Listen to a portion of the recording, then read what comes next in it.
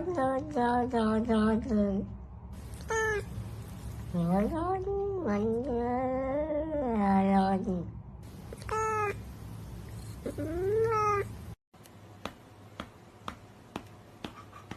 hello and welcome to Camel Finance. I'm your boy Camel, and today, as you can see, there's not many tabs, and that is because we're going to be spending quite a lot of time, I suspect, going over the Bitcoin chart.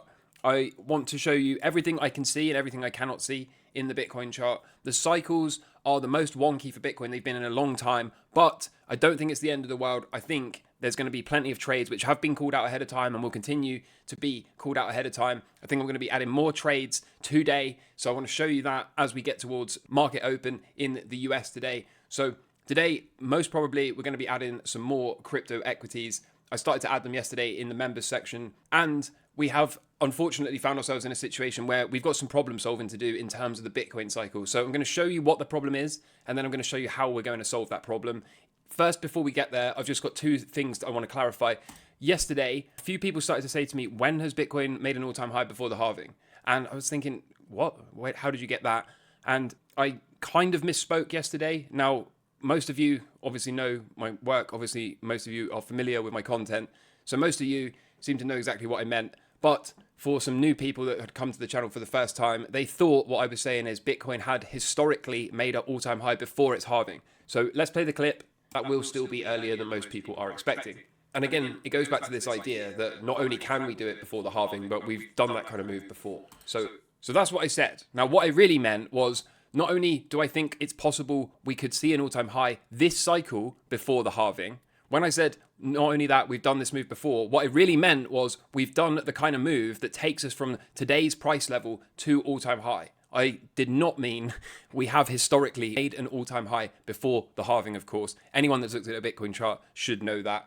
However, as a content creator, it is my job to be clear with what I'm saying. So hopefully that clears that up, okay? No, historically speaking, we have never made an all-time high before the halving. But yes, we have made the kind of move, i.e. we have gone from 44K to all-time highs in no more than 41 days. So could we, in theory, if we were to repeat that type of move to the upside over the next 41 days, be at all-time highs before the halving? Yes. Again, to be really, really clear, have we historically made an all-time high before the halving? No. So I hope that clears that up. The big piece of news that I saw yesterday was this. Fidelity has this all-in-one conservative ETF, and they have changed their allocation so that they now allocate 1% of their conservative all-in-one ETF to the Fidelity Advantage Spot Bitcoin ETF. So in their conservative ETF basket, they are having a 1% allocation to Bitcoin. The implications of this are enormous. If you have a look into this in your own time, you'll see that when people crunch the numbers, plenty of people are doing it, such as British Hodl. We come out with a ballpark figure of around $250,000 for this cycle if this is the consistent allocation that we see across all of the ETF providers. So big implications, and would make yesterday's idea, right, this idea that we could be at all-time highs in just 41 days, it would actually make that move seem rather small in the scheme of things. So big news here, and that's all I really want to go over in terms of news and everything else. Today, I want to focus on this Bitcoin cycle because this is the most messed up the cycle has been in some time. So I want to take this from the top, right, start from the beginning and see what we know, what we don't know, what the problem is, and how we're going to solve the problem. And then we're going to be going straight into these crypto-related equities because it is time to continue to add more of these positions. So first things first, we had a perfect 60-day cycle low back here, okay? And then in this neighborhood right here, we had the daily close below the cycle. The definition of a failed cycle is the price closes on a daily closing basis below the cycle low. Now, when we get a failed cycle, anyone that knows about cycles knows that the implications are that you get a typically counter trend bounce followed by an undercut of the low. And a failed cycle tells us that what we should expect is when the cycle low shows up eventually, that cycle low that's coming forms below the prior cycle low.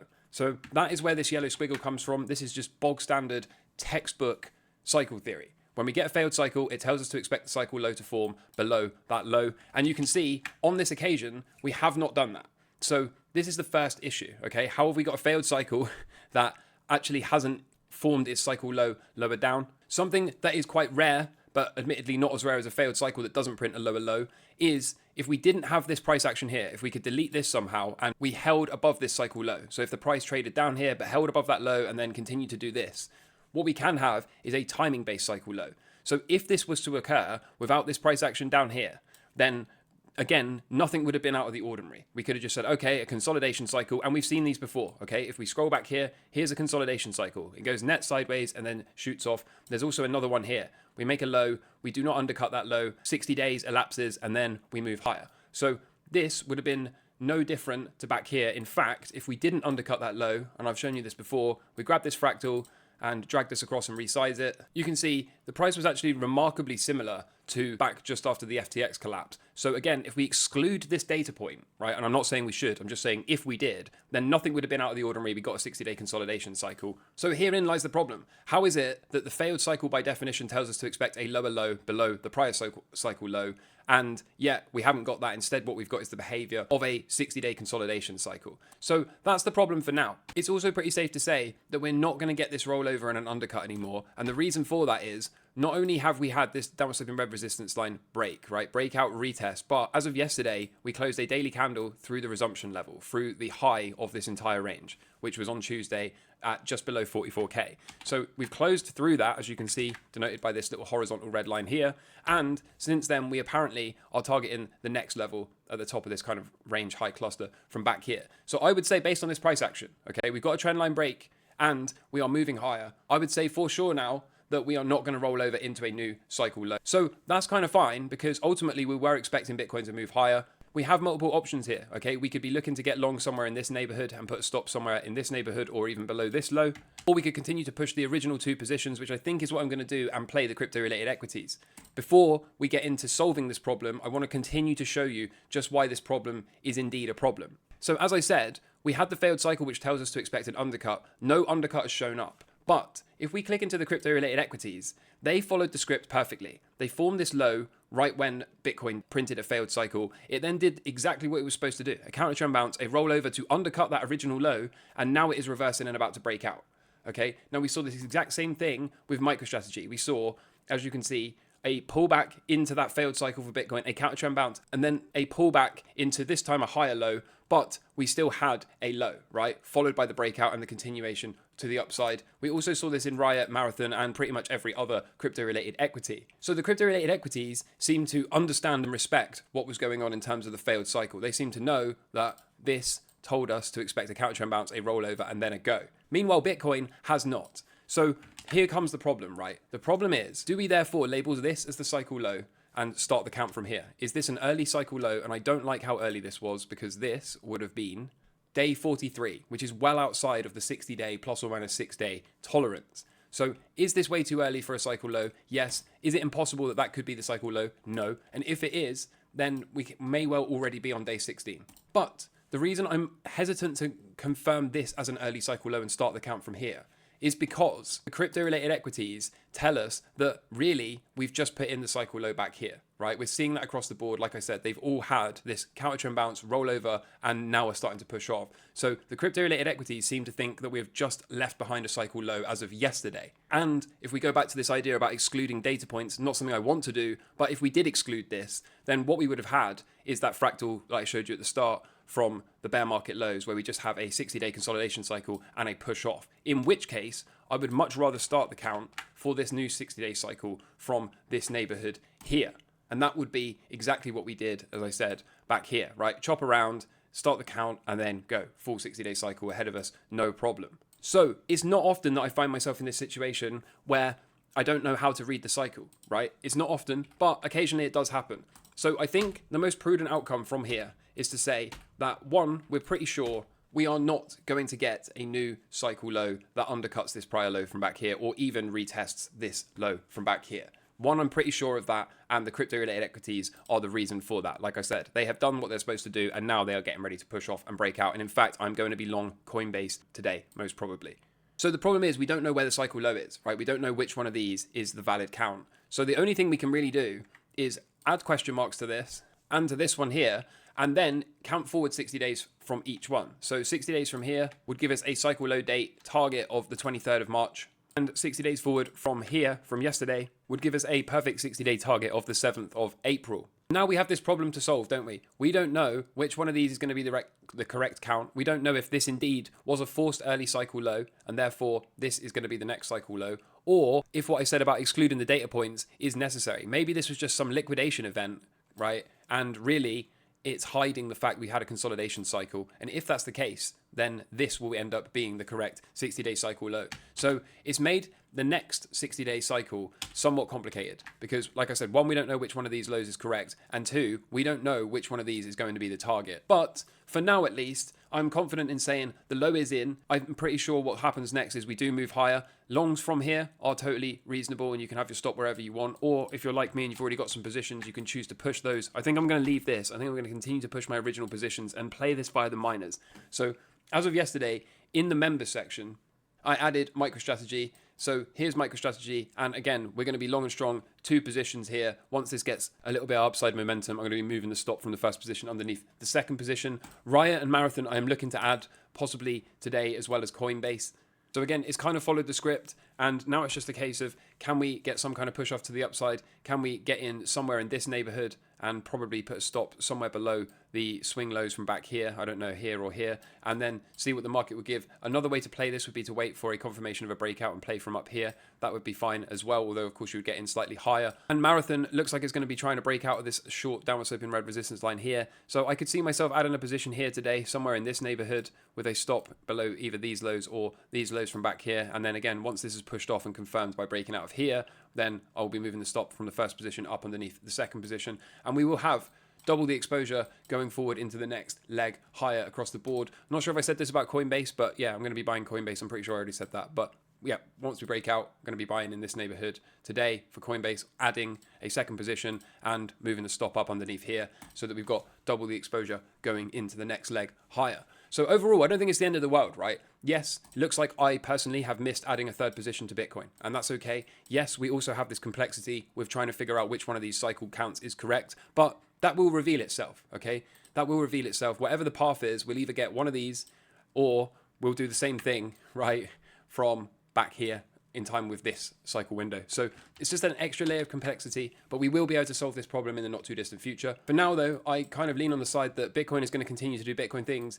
The big question for me is, does this cycle do Bitcoin things, right? Does it start to go really parabolic? Because if you've been here for a while, you'll know that this red line here, right, this upward sloping red support line has been the first angle of attack. I believe now we have just set the second angle somewhere in this neighborhood, okay?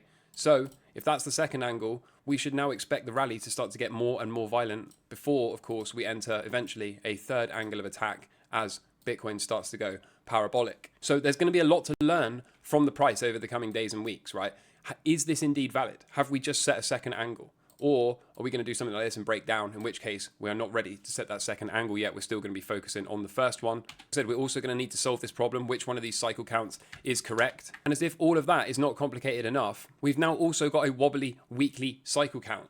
So whether this is here or here is to be determined, okay? In fact, there's 4 possible places. Either that is the weekly cycle, that is, or that is. Now, objectively speaking, if it's anywhere in this neighborhood that we've got a weekly cycle, then that is very, very, very early for the average weekly cycle count. So you can see the complexity is building. I'm going to leave this in this neighborhood because I think this is where the weekly cycle should form. And as always, warning signs are going to be fired if, 1, we lose this upward sloping support line in red. 2, if we print failed cycles below this low or below this low, certainly below this low, any price action below here, and that will tell us that this weekly cycle is not yet in and is coming probably significantly lower down, either in line with one of these green arrows here. So it'd be here or here, right? That's what we know. So hopefully we don't print any more failed cycles, because if we do, that tells us we've got a weekly cycle decline and we're not going to be very bullish in the near term. Of course, that will also tell us that these positions here, the crypto-related equities and the miners, are probably going to suffer in the short to medium term.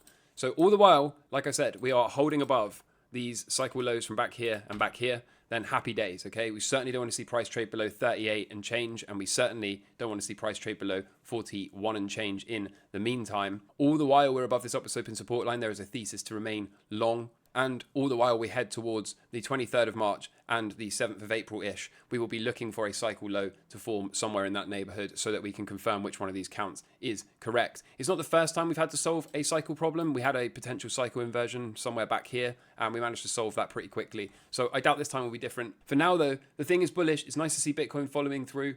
As I said, we're going to be adding Coinbase and probably today, but expect me to have 2 positions in tomorrow's episode. I added this yesterday in the member section for MicroStrategy, as I said, and I'll probably be looking to add Riot and Marathon where I see fit. For the members as well, the other 6 crypto-related stocks and miners, I'll be updating you on those because some of those look like they're probably getting added today as well. So probably somewhat of a confusing look, but you know, it is what it is, one day at a time. There's no other way to solve this. One of these is going to turn out to be correct, and one of these 2 will reveal which one of these 2 is correct. As long as, like I said, we don't trade below these lows, then we can move this weekly cycle up significantly higher. As long as we hold this support, then believe it or not, we've actually done the most bullish thing possible, which is enter the second angle of attack for a parabolic blow off top. This, if it is to continue, right, if we hold this upward sloping red support line, we will be on our way to a parabolic blow off top, likely that tops left translated, meaning the top comes before November. And that will, of course, harm the most amount of market participants because they would be expecting the top not to come until the end of next year. So remember, if indeed we are putting in that parabola, things should start to get very Bitcoiny very soon. As always, one day at a time, open to changing starts if the market tells me to. The backdrop of the stock market is conducive, in my opinion, to see a risk on moment for Bitcoin and for Bitcoin to do Bitcoin things, right? We are heading towards this cycle low. There's still plenty of time and space above. If we lose this upward sloping red support line, we'll close both positions and take the profit. We'll also be taking the profit of the NASDAQ once it breaks down and the profit from the Dow Jones once this breaks down as well. This has been a great trade so far. Happy days. The VIX not speaking to a volatility event, is it? And the Russell 2K continues to show that we're not seeing the breadth widen like we wanted to. One day at a time as always. I'm also keeping an eye on oil as I'm looking to re-enter a short on a trendline breakdown, but it hasn't done it yet. And of course, we're still hunting for a gold short as and when we can find this cycle low and then put in a left translated daily cycle as we hunt for that weekly cycle low. Remember, if this plays out and Bitcoin really has just confirmed its cycle low and is going to move higher, then that magic Bitcoin to gold chart of mine that we'll be going over at the weekend is going to start to play out faster and faster. So what a time to be alive, okay? I hope that I made that clear as I can do. If you have any questions, do feel free to ask me. If you're completely new to cycles, then go and watch my video called How to Trade Cycles. I'll link that in the end of this video. Overall, as I said, I hope I did a good job at explaining this. I hope that you understand as much as I do that we've got a bunch of conflicting data. Overall, though, I do think Bitcoin has just left behind a cycle low. Whether it left it behind 2 weeks ago or whether it's just left it behind yesterday is to be determined. I lean on a balance of probabilities that we left the cycle low behind yesterday based on the crypto-related equities. But the good news is, whether you're going long Bitcoin or the crypto-related equities or whether you're already long, I do believe the low is in, that we are about to move higher and that Bitcoin is going to do Bitcoin things. Particularly, as I said, if we're entering that parabola like I believe we should be, then the price should start to go more and more into berserk mode. We should start to see the Bitcoin chart look a lot more like this, a lot more like the stock market, a lot more into up-only mode. If the Dow Jones looks like this, why can't Bitcoin? Okay, so I've been saying this for a while. And to be fair, I called the stock market really well, right? The stock market did what we wanted it to do, but I have been wrong on Bitcoin. Is it now time for Bitcoin to play catch up? Because if it isn't, then, you know, we're going to have to start to reassess the situation. Overall, though, I do think it is time for Bitcoin to start doing Bitcoin things. So it's going to be a very, very, very interesting couple of weeks. And of course, we have CPI next week. CPI should be in on a 2 handle. That should give the market enough space to breathe, to put cuts back on the table. And then all of these things that we have been lining up should be coming to fruition. If not, then that's fine, because it's not about being right or wrong. We'll just readjust the hypothesis and work from there. But if this thing continues to play out the way I expect it will, then we have seen nothing yet for the bulls. So strap in, because it's going to be a wild ride. Stay tuned for updates and notifications as always, and I'll be back tomorrow. Until next time, let me know if you have any questions, and I'm your boy Camel. I hope you're doing well in life. Take care from me. All the best. Cheers. Bye.